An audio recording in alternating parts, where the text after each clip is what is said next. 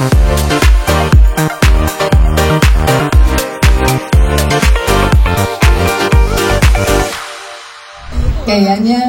situasi sekarang ini membuat kita bersepakat bahwa dunia butuh lebih banyak cinta. Aku mau ngobrol dengan teman-teman kolaborator. Tema yang kita mau angkat 20 menitan ke depan ini berkolaborasi, the power of collaboration, dan isunya adalah soal hal-hal yang terkait dengan kemanusiaan. Kalau kita ngomongin hal-hal yang terkait dengan kemanusiaan, yaitu dia tadi, kita butuh pakai ini perasaan. Apa sih, Srul? Kita butuh ini yang lebih banyak gitu. Teman-teman mungkin galau dengan hal-hal yang sifatnya personal tadi, tapi kalau kita scroll medsos sekarang, ada banyak peristiwa tragedi kemanusiaan yang juga bikin kita galau, merasa mungkin helpless, merasa marah, merasa sedih, ya. Gaza 9.000 km dari sini, tapi kita ngerasain gitu ya. Belum lama ini juga kita lihat di media sosial saudara-saudara kita di Papua bencana kelaparan lagi, bukan sekali dua kali nih ya gitu. Belum lama ini juga ada berita soal bagaimana aparat berlaku represif di Rempang ya. Pasti semua melihat informasi-informasi itu dan mungkin bisa larut dalam perasaan yang campur aduk ya. Harus gimana sih nih? Jadi ya mungkin memang kita kurang ya ini tadi ya. Nah itu yang mau kita bangun bersama teman-teman kolaborator yang kita panggilkan saja ya satu persatu. Mana coba bumpernya di roll.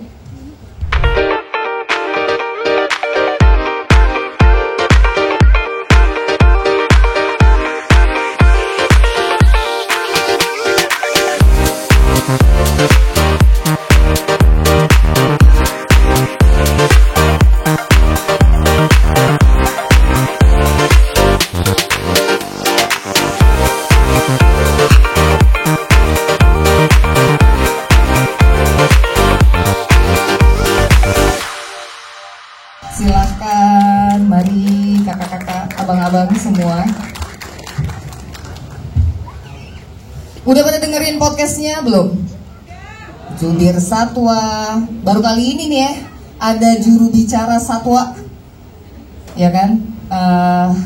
Podcastnya juga unik sekali karena kemasannya mungkin cukup baru ya di skena podcast dongeng. Lalu bicara udara, isunya lagi hangat banget soal polusi udara di Jakarta beberapa waktu belakangan ini. Kemudian Bang Rizal, nutritionist, ya mengingatkan kita soal betapa pentingnya nutrisi. Apapun itu bukan asal kenyang atau enak dan segala macam, tapi coba dengar podcastnya Bang Rizal dan kita akan tahu betapa kita perlu punya pemahaman terhadap apa yang kita konsumsi ya. Nutrisinya itu penting ya. Lalu Bang Usman. Halo Bang, nah ini udah bangun ya. Kita tahu lah ya Bang Usman ya dengan podcast HAM Ide dari sejak mungkin dari masa kanak-kanak memang sudah begitu ya dengan isu-isu HAM dan kemanusiaan. Oke, aku pertanyaan pertama dulu nih ya. Kayak tadi kan di pengantar aku bilang ada banyak tragedi kemanusiaan yang sekarang ini terjadi dan mungkin bikin kita kecewa juga ya. Tapi aku mau tanya ke teman-teman kolaborator ini, apa sih yang masing-masing nih spesifiknya apa yang belakangan dilihat dan mengganggu? Dari bagus dulu ya. Apa yang belakangan ini lagi dilihat dan yang mana tuh yang paling mengganggu? Mungkin yang dilihat banyak ya, tapi yang paling mengganggu tuh yang mana? Mengganggu nuranimu. Ya, selamat malam teman-teman semua. Sebelumnya perkenalkan nama aku Gustiawan. Kurang naik nih, mic nih volumenya. Cek tes 1 2. Harus lebih keras. Oke. Ya, kalau berbicara mengenai apa sih yang belakangan ini kami dari Bicara Udara lihat dan resahkan, ya tentu terkait dengan buruknya kualitas udara di wilayah Jabodetabek. Bahkan kalau kita lihat dari data yang beredar misalkan dari IQ Air, kualitas udara di Jabodetabek itu sudah tidak sehat bagi sebagian kelompok yang sensitif, misalkan anak-anak atau bahkan lansia. Dan tidak menutup kemungkinan itu lebih buruk lagi untuk kita semua. Terlebih kalau kita lihat kemarin pada bulan Juli Agustus itu puncak-puncaknya kualitas udara di Jabodetabek makin buruk. Nah, ini kan akan sangat berbahaya gitu. Kalau saya boleh menyampaikan apa yang pernah kami diskusikan bersama Prof.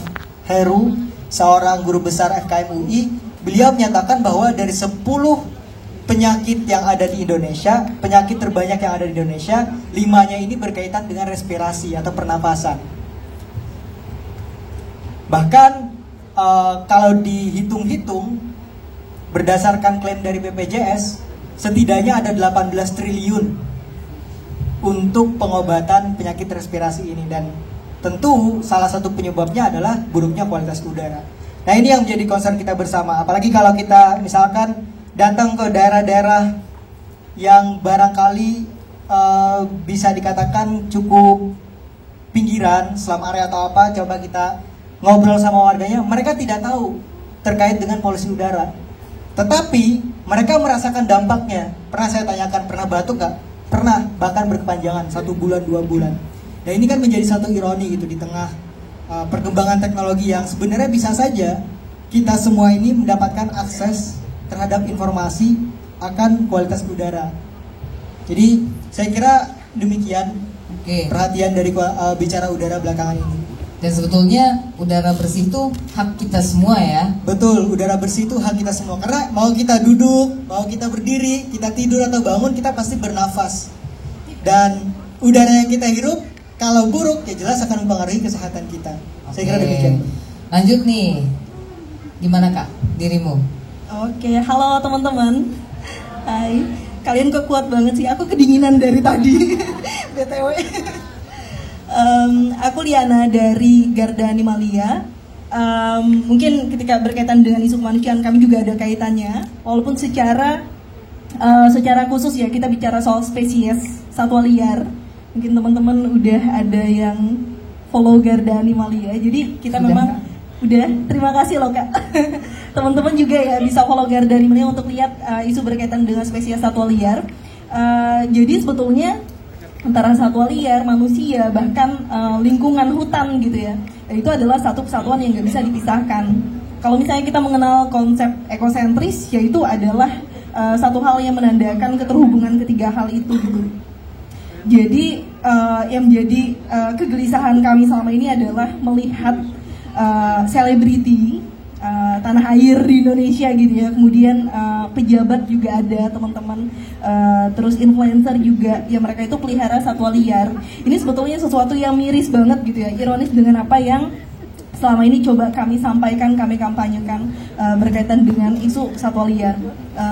Ibaratnya kami coba untuk menyampaikan, mengajak orang-orang, ayo dong gitu kita peduli terhadap kondisi satwa liar yang ada di Indonesia. Khususnya gitu ya, kalau kita nggak bisa untuk peduli dengan semua yang ada di bumi ini, kita peduli dengan yang ada di Indonesia dulu nih gitu. Tapi ternyata malah orang-orang yang mereka itu punya pengaruh besar gitu ya dampaknya. Ibaratnya kalau misalnya aku pelihara satwa liar, mungkin teman-teman nggak ada yang terinfluence dengan itu karena followersku dikit banget. Tapi dengan orang-orang yang mereka punya pengaruh besar kayak influencer, mereka punya pengikut ribuan bahkan jutaan orang, ini kan dampaknya bisa makin meluas ya teman-teman. Ketika mereka pelihara satwa liar, tren pemeliharaan itu bisa aja gitu, potensi-potensi itu bisa semakin besar, dan orang-orang yang nonton bisa jadi membenarkan, menganggap bahwa oh ternyata pelihara satwa liar nggak apa-apa, toh influencer, selebriti gitu ya, bahkan pejabat sendiri pelihara. Ini kan satu hal yang dari cara pandang kami bisa memberi pengaruh negatif ke satwa liar gitu. Ketika populasinya di alam itu mulai menurun, otomatis peran-peran dia di alam juga berkurang dong. Kayak misalnya kalau teman-teman pernah dengar soal petani hutan, itu adalah julukan untuk satwa liar, di mana mereka itu punya peran yang menggantikan, ibaratnya peran alami mereka adalah membantu kita untuk menanam tumbuhan, tanaman, hutan-hutan, pohon yang ada di sana, itu mereka ngebantu di situ. Otomatis ketika mereka nggak ada, peran itu hilang dong. Nah itu kemudian yang pengaruh ke pertumbuhan hutan di Indonesia, salah satunya. Mungkin tadi ada pengaruh gitu ya, polusi udara, pembangunan makin banyak, sementara spesiesnya makin, populasinya makin menurun, hutan-hutan kita makin ditebang-tebangin sama, ya itulah. Ibaratnya, iya ibaratnya kan pertambangan, persawitan itu kan makin marak ya di Indonesia. Nah ini sebetulnya salah satu yang menjadi hutan kita tuh makin menipis dari hari ke hari, sehingga kondisi itu sangat mempengaruhi kita sebagai manusia. Itu sih sebetulnya. Jadi kita memperjuangkan hak-hak satwa liar itu balik lagi ke kita. Itu untuk kita sendiri sebetulnya, bukan untuk mereka tok gitu. Itu sih Kak, supaya kalau ekosistemnya kekhawatiran kita tidak dan biar ekosistemnya tuh balance gitu ya. Iya. Oke, baik, terima kasih. Sekarang Kak Rizal nih. Oke, baik, terima kasih Kak Malika. Jadi perkenalkan teman-teman, nama saya Muhammad Rizal. Biasa dipanggil Rizal Nutritionist kalau di sosial media. Kalau misalkan di kbrprime.id teman-teman bisa cek podcastnya, yaitu podcast bergizi. Nah, yang pertama adalah teman-teman terkait dengan kompetensi saya sebagai ahli gizi. Yang pertama adalah kita semua sepakat bahwa semua orang itu butuh makan setiap hari. Sepakat ya? Baik itu balita, bayi, dewasa, remaja, kaya, miskin, apalagi tua, muda, semuanya butuh makan. Nah, kalau misalkan yang kedua tadi pertanyaan dari Kak Malika adalah tentang isu kemanusiaan, maka di negara-negara berkembang seperti Indonesia, kemudian India, Afrika, itu masih banyak masalah-masalah gizi yang berkaitan dengan kesehatan gitu kan. Jadi kalau misalkan gizinya kurang baik, maka kesehatannya juga akan jadi nggak baik. Misalkan yang masih banyak seperti di Indonesia, anemia gizi pada remaja gitu kan, kekurangan darah pada remaja, stunting juga masih tinggi, yang pemerintah sampai sekarang itu berusaha untuk membuat program untuk mengurangi angka stunting, karena angka stunting itu nanti akan, kalau misalkan anak itu stunting, nanti kedepannya ketika kita di 2045 kan kita akan ada namanya bonus demografi ya. Nah kalau misalkan banyak anak stunting, maka kualitas SDM kita yang akan menjadi pemimpin-pemimpin di masa depan ketika 2045 itu jadi kualitasnya juga nggak sebagus kalau misalkan nggak banyak stunting. Itu sih keresahan-keresahan. Nah tapi sebenarnya yang ketiga, kalau misalkan yang terkait stunting, anemia dan seterusnya itu memang masalah juga kemanusiaan. Tapi di dalam perspektif saya itu sudah banyak yang ngurusin orang-orang yang ahli di bidang gizi, dan semuanya sudah banyak yang ngurusin. Tapi kalau saya secara pribadi, sebenarnya keresahan yang paling membuat saya galau bulan-bulan adalah terkait dengan masih banyaknya beredar hoax-hoax diet di sosial media. Nah, teman-teman pernah dapat iklan nggak? Iklan pelangsing turun 10 kilo dalam 1 minggu tanpa diet, tanpa olahraga, sudah BPOM dan dipakai banyak artis tanpa harus berolahraga segala macam ya. Pasti teman-teman sedikit banyak pasti pernah lihat iklan itu ya. Entah itu dari produk chia seeds lah, atau mungkin green tea ya, teman-teman, kopi, atau mungkin lemon dan sebagainya. Nah itu adalah keresahan saya gitu. Kenapa orang-orang masih banyak yang lebih percaya dengan hoax-hoax diet itu dibandingkan kami sebagai ahli gizi yang memang punya profesi dan kompetensi untuk menjelaskan atau mengedukasi atau memberikan saran kepada teman-teman terkait dengan bagaimana menerapkan pola makan yang benar untuk kesehatan yang optimal. Kira-kira seperti itu, Pak. Oke, thank you Kak Rizal. Emang paling banyak tuh hoax tuh ya soal kesehatan ya. Selain juga yang kaitannya politik dan agama. Dan politik dan agama. Oke. Gimana Bang Usman? Apa yang meresahkan dirimu belakangan ini? Yang meresahkan saya Jokowi. Aduh, ini langsung banget, nggak bahaya kan? Ini kita ada di sini, selamat datang teman-teman di KBR. Kita bersiap untuk Revo. Apa ya? Reformasi lagi deh. Oke. Gimana? Kenapa? Kenapa ya? Masa nanya sih? Ya coba jelasin dulu dong nih teman-teman. Oke. Ya saya resah karena apa-apa yang pernah diraih oleh Indonesia itu seperti dianggap tidak penting, hanya untuk mengejar ambisi keuangan, ambisi pertumbuhan ekonomi.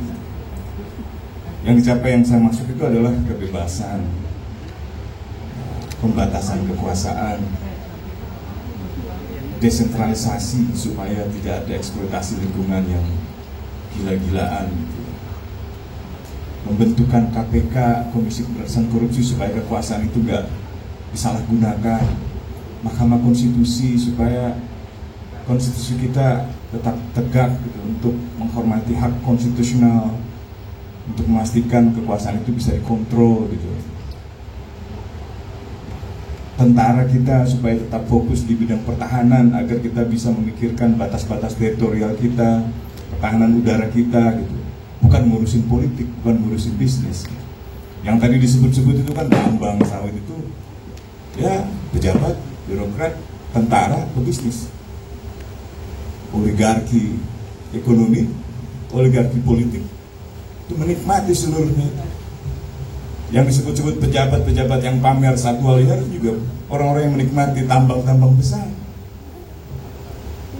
Orang-orang yang menyebabkan Jakarta kita terpolusi, Jabodetabek polusi itu orang-orang yang hanya memikirkan ekonomi sendiri, nggak punya kalkulasi tentang lingkungan, tentang dampaknya buat manusia. Orang-orang yang dengan kekuasaannya hanya memikirkan bahwa di Rembang itu yang penting bisa dibikin semen, pabrik semen, tambang semen, nggak penting lagi itu karsnya di bawah ada air, ada mata air, nggak penting lagi itu pertaniannya jagung para petani. Bagi mereka yang penting tambang luar negeri masuk sana, Heidelberg, kemudian produksi semen, bayar ke negara. Bayarnya pun masih dikorupsi, pajaknya pun masih dikorupsi. Ini republik kita lagi rusak. Yang paling merusak pemerintahan sekarang namanya pemerintahan Joko Widodo. Oke. Oke. Ini semua teman-teman punya. Nanti kalau mau pulang bisa lewat belakang. Nanti boleh Kak, muka saya di blur gitu di sini. Ini untung nggak siaran langsung sih. Jadi, ya kan? Mulai. Ini semua teman-teman di sini kan punya concern isunya beda-beda ya. Tapi bingkainya tuh satu ya manusia. Ya Pak Satpam. Mari Pak, boleh Pak gabung di sini? Kita lagi diskusi-diskusi santai. Bingkainya kemanusiaan dan love itu tadi, ya kan? Kita sering nih menyuarakan itu, ya kan? Hak kita atas udara bersih, hak kita atas lingkungan sehat. Kita nggak mau ada ekosistem yang rusak lagi. Kita harus memulihkan, jangan rusak dan segala macam. Terus menerus nih teman-teman nih ya ngomong ini tiap hari lewat medsos segala macam. Jangan kemakan hoax soal diet or you die kayak gitu ya atau apa. Tapi ya apalagi Bang Usman, ya kan? Yang sering kita lihat ya. Terus kayaknya seperti tadi Bang Usman bilang, situasinya ini udah dalam yang kategori mungkin udah nggak baik-baik aja tuh, udah nggak baik-baik aja banget gitu. Cek. Suka hopeless gitu nggak sih? Dan kalau udah kayak gitu tuh gimana ya? Iya sebenarnya kalau ngelihat secara struktural ke negara gitu, itu saya hopeless banget, beneran hopeless. Tapi kalau ngelihat ke bawah, secara sosial gitu masyarakatnya, lihat teman-teman yang ada di sini itu, wah itu saya salut banget. Saya punya optimisme itu gitu. Misalnya waktu pemerintahan Jokowi itu tahun pertama bahkan 3 bulan pertama menunjuk pejabat Kapolri yang bermasalah. Bulan-bulan kemudiannya juga malah menunjuk pelanggar hak asasi manusia sebagai menteri. Kemudian mulai membuka tambang tanpa ada analisis mengenai dampak lingkungan. Bikin undang-undang dalam beberapa minggu secara cepat tanpa partisipasi. Yang protes seperti gerakan mahasiswa reformasi di korupsi 2019 ditangkapi. Orang seperti Ananda Badudu, kita tahu semua Ananda Badudu, orang yang paling lembut dalam menyampaikan pikirannya, dalam lagunya, ditangkap. Saya ikut bebasin dia sampai dia trauma, dia punya bipolar kan, dia aduh saya bilang ini gila. Dan ketika saya bebasin dia, ada beberapa mahasiswa dan pelajar yang waktu itu ikut demo lagi disiksa gitu. Bang, bebasin saya bang, bebasin saya.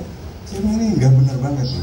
Padahal mahasiswa waktu itu hanya protes tentang menolak RUU KUHP yang ingin membawa pasal penghinaan presiden kembali ke undang-undang. Padahal dulu dibatalkan oleh Mahkamah Konstitusi. Mereka menolak. Wah, telah terjadi. Bukan. Emang mati aja sih. Cek. Kayaknya mesti lebih besarkan suara ini, ya kan? Oke, jadi mereka protes undang-undang pemberantasan korupsi karena undang-undang itu jelas dibuat tanpa partisipasi, tanpa melibatkan Dua kali. Nah ini ada kabel ini aman nih, Za. Kabel aja. Ini lebih bergizi nih kabelnya. Nah. Jadi ketika saya melihat gerakan mahasiswa saat itu, ternyata mereka nggak hanya mempertahankan kebebasan untuk bicara, yang menurut survei Kompas dan menurut survei yang lain, makin banyak orang takut bicara karena ditangkap, bikin mural dihapus, petani dikriminalisasi, pemimpin adat diseret, ditangkap seolah-olah seperti teroris, karena mereka nggak mau nyerahin lahan adatnya untuk sawit, karena mereka nggak mau menyerahkan lahannya untuk tambang batu bara, yang dalam undang-undang mineral dan batu bara di tahun itu mau diberikan royalti 0%. Bayangkan mereka ngerusak bumi, satwa punah, harimau pergi, orangutan hancur, terus nggak disuruh bayar royalti. Habis rusak hutan, tinggal begitu aja, tinggal lubang-lubang. Anak-anak kecil seperti ini main, tiba-tiba tenggelam ke dalam lubang, mati. Lalu gubernurnya bilang, ini pasti ada setannya. Siapa nih? Republik sakit. Tapi dengan para mahasiswa itu bergerak, menolak undang-undang KUHP, menolak undang-undang KPK, bahkan memperjuangkan misalnya reforma agraria, perlindungan tanah petani, kenaikan upah buruh. Wah, di situ optimisme saya tinggi banget. Meskipun akhirnya mereka ada yang tewas ya, 5 orang kalau nggak salah, banyak yang ditangkap, ribuan itu. Saya kira di LBHI, Yayasan LBH Indonesia mencatat 1.200 orang ditangkap di tahun 2019 itu. 2020 sayang pandemi, padahal waktu itu gerakan mahasiswa mau melanjutkan lagi gerakan mereka untuk menghentikan ini, menghentikan laju deforestasi. Karena terus ada yang menyuarakan, maka Bang Usman nggak hopeless. Terus karena gitu. menyuarakan itu, saya nggak hopeless sama sekali. Tapi kalau lagi lihat yang ke atas gitu, apalagi ketika ada eksploitasi lingkungan, ya pembukaan lambang, penangkapan petani, penangkapan adat, tiba-tiba presidennya bikin gimmick-gimmick lagi apalah gitu ya, yang lucu-lucu. Jadi kita tertutupi oleh isu-isu yang seperti itu gitu. Memainkan gimmick-gimmick yang menurut saya sudah harusnya kita hentikan gitu. Oke, sekarang ke Bang Rizal. Karena udah terus-menerus juga ngomongnya kan itu kan isunya spesifik, tapi banyak orang juga yang kemakan hoax. Pernah nggak di titik yang akhirnya mau hopeless tapi nggak jadi, tapi karena apa gitu? Dan masih terus konsisten juga ngomongin itu. Cek. Iya, udah dikode-kodein mulu nih.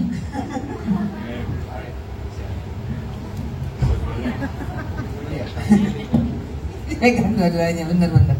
Jadi kalau hopeless, ini balik lagi masalah, kalau boleh sedikit sharing ya, masalah terkait dengan yang tadi, masalah negara, lebih ke anemia, stunting, dan lain sebagainya. Kalau sama dengan Bang Usman, jadi kalau lihat ke atas tuh kadang merasa hopeless ya. Karena kadang-kadang, sama Bang, jadi ini nggak online kan. Jadi bayang, ini julit-julitan dari sesama kita. Jadi intinya adalah, kalau di atas itu biasanya kadang-kadang angka stunting, angka anemia, itu bisa diutak-atik itu sesuai dengan kepentingan politik ketika itu. Tapi itu yang bikin kadang-kadang hopeless. Jadi kayak kemarin isu yang terkait dengan dana stunting 1 miliar dipakai 800 triliun, 800 juta, berapa? 2 miliar atau berapa? Tapi yang 1 miliar itu dipakai untuk rapat apa segala macam, yang nyampe telurnya cuma 200 juta itu kan. Nah itu kan kalau dari atas tuh kayak sistemnya udah kayak gitu, padahal di bawah itu kalau kita melihat kader, melihat tenaga kesehatan yang turun ke lapangan itu benar-benar semangat untuk ambil data, benar-benar sungguh-sungguh buat ngukur tinggi badan, berat badan, ngasih bantuan makanan gitu kan.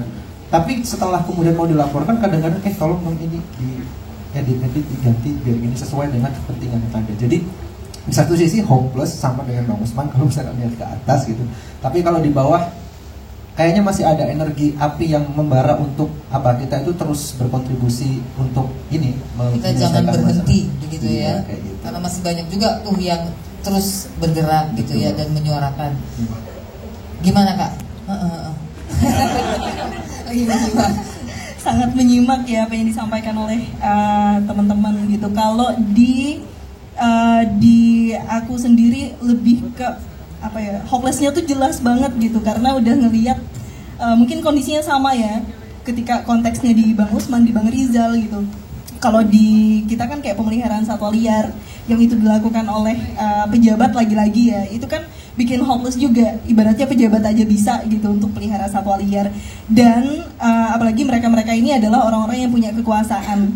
Kita tahu gitu ya, di Indonesia tuh susah banget untuk bisa menyuarakan, ibaratnya ketika kita mau campaign aja tuh untuk bisa nyebut secara langsung gitu.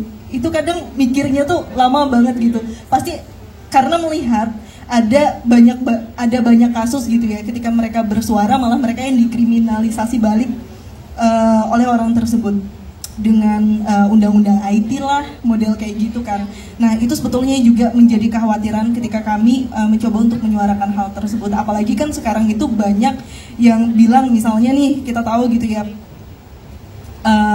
ketua MPR kan, ketua MPR banyak pajangan-pajangan satwa liar. Misalnya kita melihat ada kulit harimau apa segala macam, tapi bisa aja nanti dia bilang bahwa itu replika ini dan lain sebagainya gitu. Nah untuk membuktikan itu kan juga perlu butuh proses yang cukup panjang gitu, dan belum tentu kemudian hasilnya benar-benar membuktikan itu ternyata adalah satwa liar dilindungi misalnya di Indonesia. Kemudian kayak misalnya si Alsyad gitu ya, dia pelihara anak harimau. Memang harimaunya bukan spesies asli Indonesia, dia adalah spesies luar negeri gitu. Tetapi kemudian kita melihat bahwa kekhawatiran gitu ya untuk orang melihara satwa liar itu bisa jadi muncul kan dengan dia coba untuk influence followersnya gitu. Bahkan dia sampaikan gitu cara-cara memelihara satwa liar itu seperti apa sih gitu, perizinan di Indonesia itu bagaimana gitu, itu kan dia sampaikan ke followersnya dia ya. Nah sementara kita pun tidak bisa mengkritik hal tersebut karena memang satwa liar yang dia pelihara itu bukan spesies asli Indonesia, padahal di luar negeri satwa itu juga dilindungi statusnya. Ada status secara internasional gitu ya. Kita harus melihat IUCN misalnya, CITES, status konservasi dia itu di tahap apa sih? Karena banyak juga kemudian satwa-satwa di Indonesia itu misalnya kemarin ya kami coba untuk menyuarakan berkaitan monyet ekor panjang salah satunya. Dia kan belum dilindungi di Indonesia, tetapi secara internasional dia disampaikan terancam terhadap kepunahan di alam liar gitu. Nah sementara kan masyarakat menganggap dia hama gitu ya, dan ketika kita audiensi ke pemerintahan juga mereka sama pemikiran mereka dengan masyarakat bahwa itu adalah hama apa segala macam model-model kayak gitu. Itu juga bikin kita hopeless gitu ya. Maksudnya mereka adalah pemerintah, mereka harusnya lebih tahu dan paham terkait hal-hal ini, malah mereka sendiri yang menyampaikan sesuatu yang harusnya tidak mereka sampaikan, dan itu yang terjadi. Tetapi kemudian senangnya adalah ketika kita bikin publikasi di media sosial, banyak teman-teman bahkan anak muda gitu ya, mereka sekarang tuh tingkat awareness-nya tuh meningkat. Mereka makin tahu, oh ternyata ini dilindungi ya, oh ternyata ini ya, oh ternyata ini. Jadi hal-hal seperti itu kemudian menjadi satu keyakinan gitu ya. Oh ya, ketika kita terus menyuarakan hal ini di media sosial, kita terus menyampaikan ini kepada orang-orang gitu ya, halayak banyak, suatu saat orang yang nggak tahu pun dia pasti akan tahu gitu. Suatu saat dia yang awalnya nggak aware terhadap ini pasti akan aware dengan apa yang kemudian kita sampaikan itu sih. Jadi upaya-upaya itu terus dilakukan sampai dengan sekarang. Oke, ada the power of netizen emang nih ya. Satu lagi, Ya di kalau titik hopeless dan terus nggak jadi hopeless. ditanya apakah pernah hopeless, ya itu pasti ya, namanya juga sedang berjuang. Iya. Kiri ya. Oke. Iya, jadi kadangkala itu kita sudah berusaha untuk mendesak pemerintah untuk melakukan inventarisasi emisi misalkan. Inventarisasi emisi ini kan ditujukan untuk memetakan kira-kira jenis pencemar apa yang sedang beredar di udara, persentasenya berapa, sumbernya dari mana, dan itu sudah diundang-undangkan. Dan seharusnya hasil dari inventarisasi emisi tersebut disampaikan kepada publik agar publik tahu kualitas udara kita itu sedang baik-baik saja atau tidak. Nah sampai saat ini ada saja kota atau kabupaten yang tidak melakukan inventarisasi emisi, dan dengan bangganya mereka mengklaim bahwa udara di kota kami itu masih sehat, entah itu untuk tumbuhan, hewan ataupun manusia. Nah ini kan kadangkala kita merasa bahwa yang menjadi korbannya pada akhirnya bukan hanya kita, tapi juga masyarakat di kota tersebut. Nah, tapi mengingat ini momentum menjelang pemilu 2024, sehingga nantinya nahkoda kepemimpinan ini bisa bergeser Nah, harapannya kita-kita ini terutama anak muda ya, kalau berdasarkan hasil survei itu sekitar 50-an% itu suara anak muda. Jadi anak muda lah yang nantinya akan berperan besar dalam menentukan siapa pemimpin yang nantinya akan membangun bangsa ini ke depan. Nah, maka dari itu saya kira penting untuk kita bersama-sama memberikan perhatian lebih kepada siapa saja nih calon pemimpin yang nantinya mau atau berkenan untuk berpihak pada pengendalian isu polusi udara, biar kondisi yang ada saat ini tidak kita hadapi lagi di kemudian hari. Saya kira demikian, Mbak. Oke, walaupun isu lingkungan kayaknya belum dimention ya, kalaupun ada kayak kecil banget. Mungkin itu nanti akan didorong gitu ya oleh itu teman-teman. dia. Oke. Ini maaf ya teman-teman, udah dikodein terus tuh. Tapi saya mau bilang bahwa kawan-kawan yang depan ini punya podcast yang kalau menurut saya sih wajib didengar ya. Dan kita harapkan ini sudah 5 episode dan kita harapkan akan terus berproduksi dan bisa terus berkolaborasi walaupun punya concern isu yang beda-beda, tapi suatu hari bisa berkolaborasi dengan tema yang bisa saling silang dan mengisi ya untuk republik yang lebih baik. Saya harus tutup sampai di sini karena ini acara party, nggak boleh begini-gini banget ya. Oke, masih ada musik-musik sampai nanti. Terima kasih banget teman-teman kolaborator Bang Usman, Bang Rizal, Kak Diana, Mas Agus sudah mampir di sini. Kita lanjut partinya, kalau gitu saya kembalikan ke MC.